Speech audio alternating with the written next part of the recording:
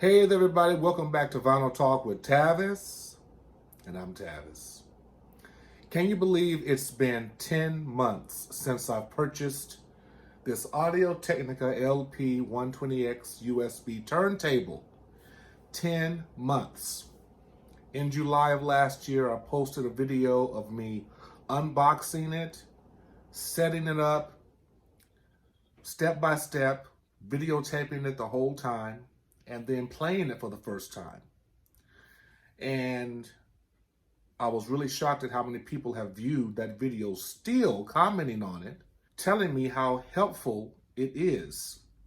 Then 2 months later, I posted another video, which was just called 2 months later. Now this is 10 months later. So me and this baby, we've got some time together in which we've gotten to know each other. And I tell you what, it's been a wonderful journey. I've learned so much. I've made a few mistakes. I'm here to tell you about those mistakes and what you can do to make your turntable better. And also some plans that I have on making this sound better. At least that's what I've heard. So first and foremost, I upgraded my monitors. I've heard many people talk about it's better to have speakers than monitors. And I think I can understand. I've heard that monitors just play the music flat. And I can understand that. But for me, it works fine. I enjoy listening to the music that comes out of these speakers.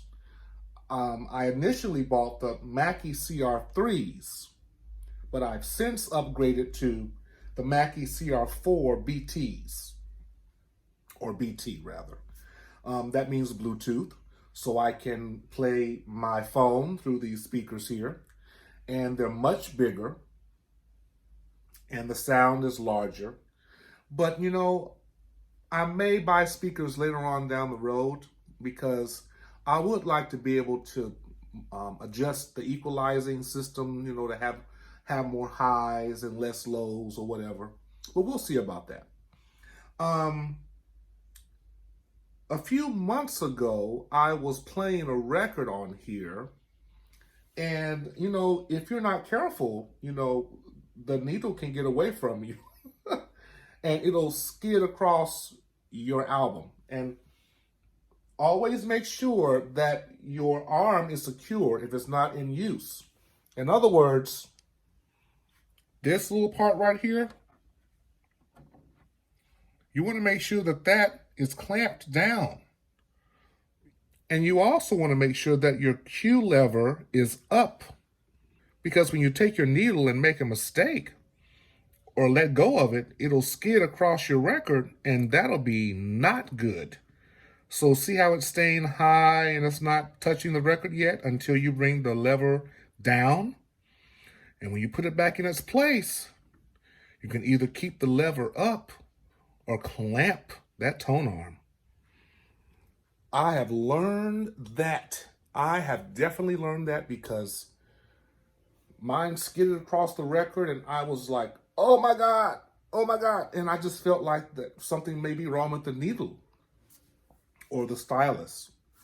So I went ahead and bought another one. Here's the box. I bought a brand new VM95E or AT-LP120XUSB, which is the entire setup. You have the cartridge and the shell. I went ahead and got everything. Then I realized that all I needed was just to get a new stylus, which is much cheaper. So I spent too much money, but that's okay. And I also plan on upgrading my stylus and cartridge to an Ortofon 2M Red. I hear that that makes your record sound really good, and I can't wait to hear the difference. I think the third thing that I'm on is that I'm having some issues with my Q lever.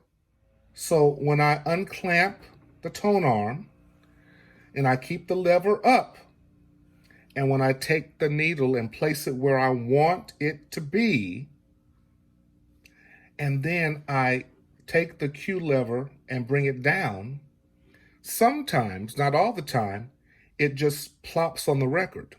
So this portion of the Q lever has messed up, or it needs significant help. And I have found a way to do that, and I plan on showing a video of how I fixed it. There is some dampening fluid.